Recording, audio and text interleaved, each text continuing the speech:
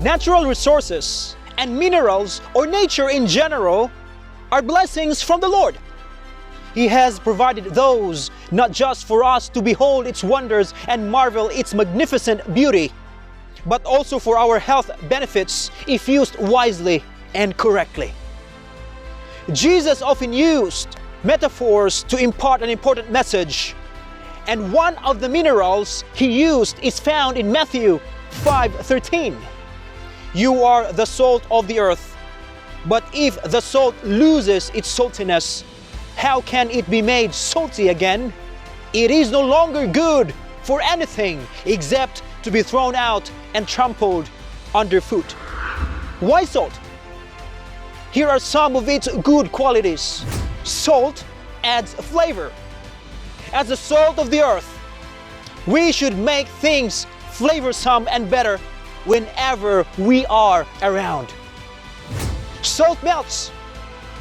In countries where winter is long, like here in Norway, salt is much needed to melt the solid ice on the road and walkways. Likewise, our words need to be gentle and tender to soften hardened hearts. Proverbs 15:1, a soft answer turns away wrath, but a harsh word stirs up anger. Salt preserves. We are God's chosen agents to preserve the world from getting rotten by its impurities sin has caused. Salt is antiseptic. It cleans, it purifies. As Christians, we ought to purify the world by our good influence.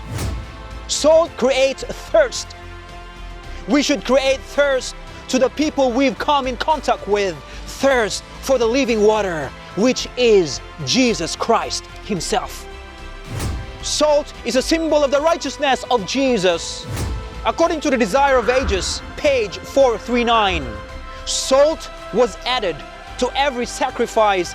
Jesus said, "Every sacrifice shall be salted. All who would present themselves a living sacrifice, holy and acceptable unto God, must receive the saving salt, the righteousness of our Savior. Then they become the salt of the earth." Salt is vital to life. According to Harvard Health Publishing 2006, the human body can't live without some salt. It is needed to transmit nerve impulses, contract and relax muscle fibers, including those in the heart and blood vessels, and maintain a proper fluid balance. You and I are vital to someone's life out there for them to know Jesus and change their lives for the better. Salt is valuable. In Jesus' time, part of the Roman soldiers' pay was given to them in salt, salarium in Latin, from where the word salary came out. You are valuable in God's eyes. Christ died for you. That's how valuable you are to Him. Yes, I have mentioned that salt adds flavor, melts, preserves, purifies, creates thirst, and many more. But the salt's value is in its use. What good is salt if it only stays inside the shaker and does not come in contact with the food?